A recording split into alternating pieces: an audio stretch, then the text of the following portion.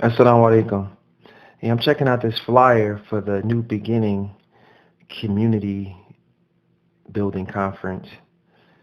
There's a lot of names on here. Uh, I wonder if the era of large lectures and large conferences is over. I really don't. I don't think reinventing the wheel or recreating an era um, is the best solution.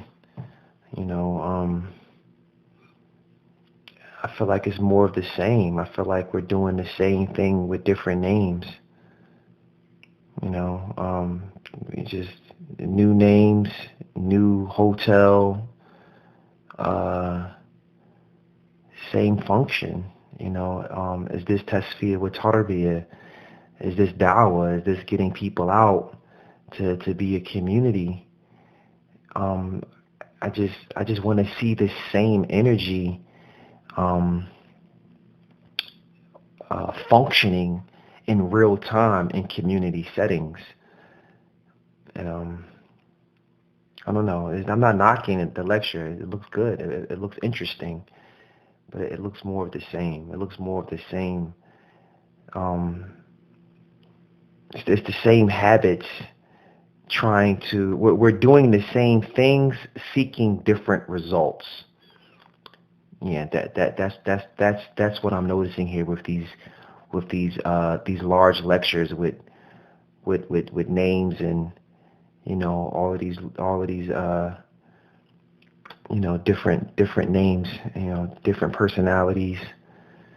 It's supposed to paint a picture of unity. Does a lecture, does a conference, does this mean unity? Does this display unity? Do we have examples of the Salaf, moving like this for the sake of unity? Because that's the only thing I can get out of this is to show unity. But building a community, that's day-to-day practice. That's your daily habits. That's daily programming. How do we get these guys involved in a community setting? What's the community format that they can plug into? So I don't think a lecture is going to spark that off. We have to do some real outreach and real networking with one another to build a new community. I think the community already exists. It's getting that community to function properly. So new beginning, new community, new speakers, a new is it necessary? That's the question. Listen, I'm gonna be honest with you. Even with some of the stuff like we're gonna do what a Muslim's supposed to do, like whatever this new night shift, the title and stuff like that. But at the end of the day, man, we already talked about this same stuff. What a Muslim's supposed to do? What's a Muslim's occupation? Like, what are we telling people? I just don't believe in none of it. I'll be honest with you, man. It don't work. Shit, I've been in it. Me and you been in this. We grew up in this stuff. It don't work. Stuff don't work. Shit. What these people are doing is not working. You know what I'm saying? I'm just being straight up with you. It's not working, okay? I'm out here on the street every day, man. I'm talking to non-Muslims, Muslims, often the Aboriginal people. I'm talking to them, Sheikh. And I'm hearing they all sound the same. They hurt, they frustrated, they angry, they depressed. They got broke. They got nowhere going, nowhere jobs. They got no. They messed up in their relationships. Where they married or got a girlfriend. They got kids all over the place. I'm just saying, it's like either one or two things. Either we ignorant of the answers, or we don't got them, Sheikh. I got one question, What's a lecture gonna do? What is a lecture gonna do to combat all of that what you just said? I just see a bunch of guys, man, gathering in the room and just like perfuming each other. You know what I'm saying? That's exactly what's going on. All right? Nothing's being done. Where's the centers to deal with depression?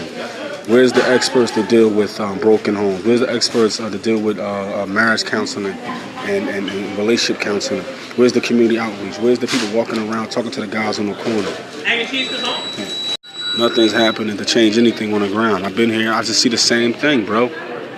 You know what I mean? Because most people broken themselves. How are you going to teach people not to be broken and you broken? You're not even dealing with your own cycles. You're not stopping to look at your own stuff. Huh? You know what I'm saying?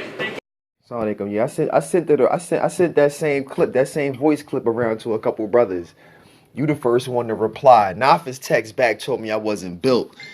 But I'm like, yo, man, you know I'm right. Like, I might not be able to critique this or like, you know, I mean, it is what it is. It's nice. I mean, you know, I get it, like I said, but he talking about I'm not built. But I'm like, man, a blind man can see this. It's something you said, Sheikh. Nobody's being honest, Ak. So as long as nobody's being honest about the reality of the situation, of their situation personally, and the Aboriginal people that they're from situation, then we're going to keep having these same not knowing what to do, Sheikh. Nobody's being honest with the situation here, Ak. Nobody wants to say what's really happening here. They don't really want to come out and say these are all oppressed people who have been destroyed psychologically, emotionally, physically, and don't have an identity, and that their efforts Islamically has not produced anything truly positive for these people. People don't want to come to that conclusion and then sit back and say what failures happened and why. My whole thing is, you ain't out in the streets. So where's the doubt? Because the neighborhoods you come from the ghetto. You come from the Indian reservations called the ghetto. So how do you give dawah in the ghetto? I mean, how did you talk to people and try to get them to listen to you when you wasn't Muslim? When you was talking about basketball, when you was talking about football, when you was talking about the girl across the street, when you was talking about school, when you was talking about the hood, when you was talking about beefing. The way that you communicated and got somebody to lean to your side, your position. How did you do that then? Was it this institutionalized stick up your behind that we doing now? Or was it fluid? Did we move how we supposed to move? Did we hate our people then? Come on, man. This stuff, we don't get it out. Me personally, I don't believe in it. I don't think they're ever going to get it together. That's why I got out. That's why I stepped back. Because, man, it's missing ingredients out. Okay? Like I always say, economics, spirituality, and identity. Our people need to know where they're from. We're from America. We're the American Indians. We didn't come on slave ships. We're not Africans. We are the Aboriginal people of America. We've always been here. And when you give people that strength and that spirit, you see people change the way they think and feel, Sheikh. Listen, and we still not talking to a wider audience. Like, why are we still talking about Muslims' obligations, his occupation? And, majority of our people not Muslim. Let's have talks that's general, that's still using Islamic guidelines, but that's general. Talking about real stuff so we can get a wider audience and people can listen and see that the Muslims do care about them. We talking about stuff for, 1,000 people? We selling books to the same 1,000 people. We giving lectures to the same 1,000 people. I mean, it just don't make sense to me. The best of you in Jahiliyyah or the best of you in Islam? That's all I can say about that statement. And there's some truth to coming to the table with a base and allowing the deen to take you to another level. But if there's nothing there, if there's if what's there, isn't honest with itself, then you're not building on anything. So yeah, people are sincere about their connection with their Lord, but now how does that result in their interaction with the community and their pride and their accountability? Not when you walking around talking about stinking can for this, they can for this, and everything is divided and everything's division. How can you help them? Where there's a total division, split, and like you don't have any unity with the people around you, none. And I'm not talking about Akida unity. I'm talking about neighborhood social unity. You don't even have that with the people in your neighborhood, other than the fact that everybody's Aboriginal. But you ain't really into them people. You don't really love them. But me, I love my people. I love my history. I love my land. I love everything about them, Sheikh. Even the negativity that's about them, you know what I'm saying? I hate it, but at the same time, I love it because I learned from it. I benefited from it. You know what I'm saying? I love the learning process that I went through. I don't love the action, but I love the learning process that I went through.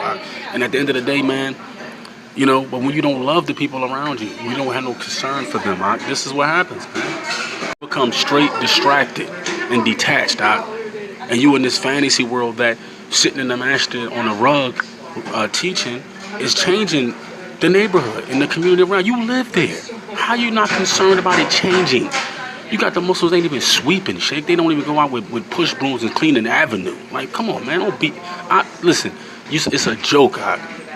You can't even go out and get the city and get tools from the city, like little things that pick up the trash and the trash bags. You can't rally up your kids on the weekends to come down to the masjid, to come clean the masjid, to come clean the avenue, up and down, maybe a block. You can't organize enough to walk through the hood and clean up a block behind the masjid or in front of the masjid. You can't do that. You can't get a security force together just to show some force. You can't do nothing.